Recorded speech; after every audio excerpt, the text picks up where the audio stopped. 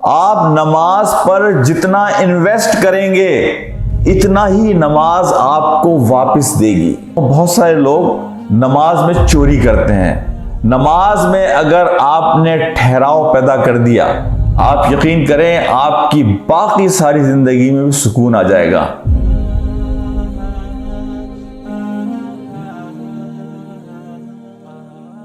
तज़किये के लिए और अपनी अल्टीमेट मंजिल पर पहुंचने के लिए कि हम तकवा के मुकाम पर पहुंच जाएं, हमारा ताल्लुक बिल्लाह मजबूत हो जाए, हम एहसान के दर्जे में पहुंच जाएं कि हम अल्लाह को अपने साथ हर वक्त महसूस करें। इसके लिए 3 करने के काम हैं। सबसे पहला काम है अपनी नमाज से ताल्लुक पैदा करना, अपनी नमाज के लिए दिल में मोहब्बत पैदा करना। देखें, एक उसूल याद करें, आप नमाज पर जितना इन्वेस्ट करेंगे इमोशनली, फिजिकली, स्पिरिचुअली, इतना ही नमाज आपको वापस देगी।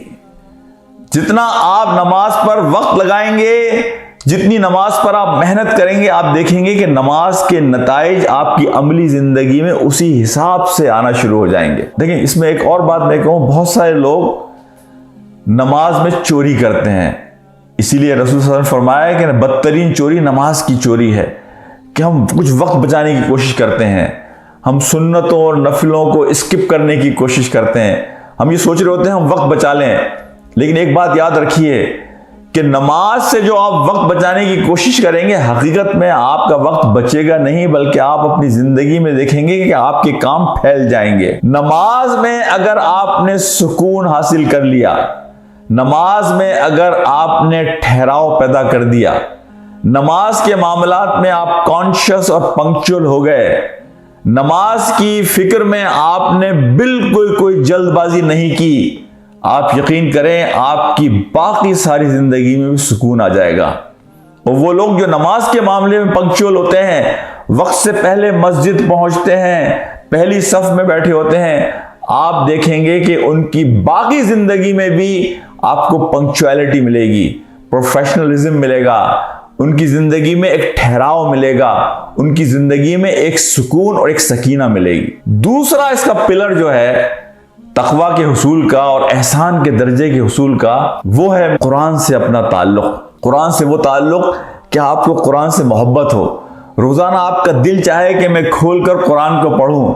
और ख़ास तौर पे वो लोग जो अल्लाह के दीन का काम करने वाले हैं, उनके बारे में हसनुल बन्ना रहमतुल्लाह अलैह शहीद ने ये बात कही कि मैं तसव्वुर नहीं कर सकता किसी तहरीक के कारकुन का कि वो कुरान को रोज़ाना खोल कर ना देखे।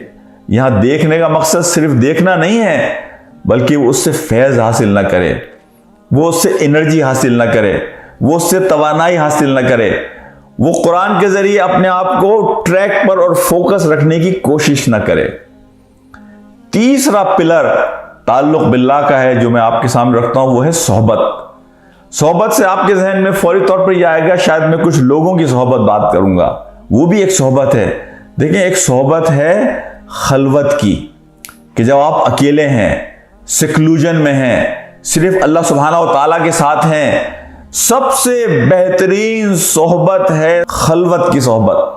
खलवत की सोहबत है अल्लाह सुब्हानहू व तआला के साथ। ये असल में इखलास की अलामत है, ये अल्लाह से मोहब्बत की अलामत है, ये खशियत की अलामत है, ये अल्लाह से ताल्लुक की अलामत है, ताल्लुक बिल्लाह की अलामत है।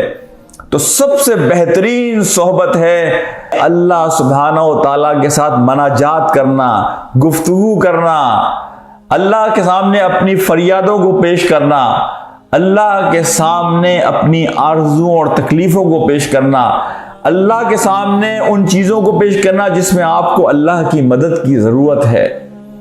वो मुलाकात, वो सोहबत हकीकत में मोमिन को सही मानों में तवानाई फराहम करती है, उसको फोकस फराहम करती है, उसको यकसुई फराहम करती है, उसको दिल का इत्मीनान फराहम करती है।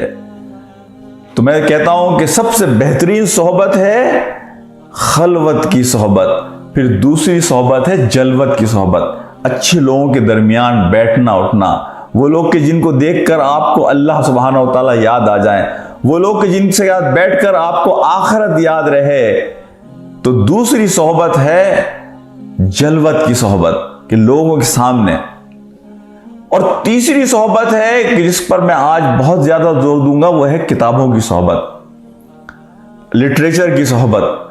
वो किताबें कि जो आपको जिंदगी का मकसद समझाएं, वो किताबें कि जो रोजाना आपको जिंदगी का फोकस समझाएं, वो किताबें जो आपकी जिंदगी की तरजीहात समझाएं, वो किताबें जो आपको जिंदगी की हकीकत और आखिरत का मुकाम समझाएं, वो किताबें कि जो आपको अल्लाह की कुर्बत की तरफ ले जाने वाली हों। उन किताबों की सोहबत में रहने का सीखें मेरे भाइयों, दोस्तों और साथियों।